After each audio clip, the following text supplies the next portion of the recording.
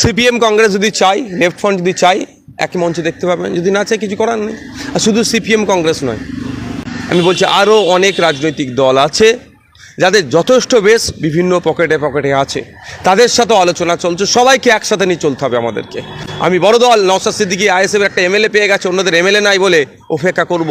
বা আমি 34 বছর রাজ্য চালিয়েছি, আমি 25 বছর রাজ্য চালিয়েছি, দেশ 60 বছর চালিয়েছি, ওসব গল্প রেখে দাও। বিজেপি তৃণমূলকে হারাতে হবে 2026 সালে। বিজেপি তৃণমূলকে হারাতে গেলে সমস্ত অবিজেপি তৃণমূল শক্তিকে এক জায়গায় করতে হবে।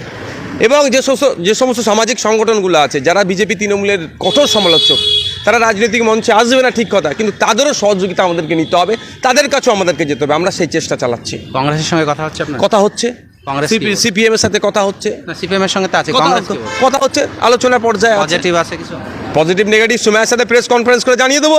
না তবু এখন যদি মনে করে সিপিএম কংগ্রেস আসবে না, বাকি রাজনৈতিক দলগুলো আছে, আরও আছে, লড়াইয়ের ময়দানে যেতে হবে। বিজেপি তৃণমূলের বিরুদ্ধে লড়াই করতে হবে। বিধানসভার মধ্যে আমি একা, ডান দিকে বিজেপি, বাম দিকে তৃণমূল, সামনে বিজেপি, পিছনে তৃণমূল, তার মধ্যে দাঁড়িয়ে মানুষের অধিকারের কথা বলি। সুতরাং ভয় পাওয়ার কোনো জায়গা নাই। না কংগ্রেস কি কোনো ইতিবাচক কিছু বলেছে আপনাকে? না, এখন আলোচনার পর্যায়ে আছে। এই মুহূর্তে আমরা ওটাকে পাবলিশ আশা করছেন যে আমি পাবলিক ডোমেইনে ওটাকে আপডেট দেবো না এখন। আশা করছেন? আমি তো অবশ্যই আশা করব জাতীয় কংগ্রেস বৃহত্তর স্বার্থে পশ্চিমবাংলাতে 2026-এ 2021-এর মতো আর ভুল করবে না, যে এখানে জোট নেই সেখানে জোট নেই। ঐক্যবদ্ধভাবে গুছিয়ে জোট হবে, যেই জোটটা 6 মাস 8 মাস ধরে, 6 মাস ধরে, অন্তত লাস্ট 6 মাস ধরে প্রচারে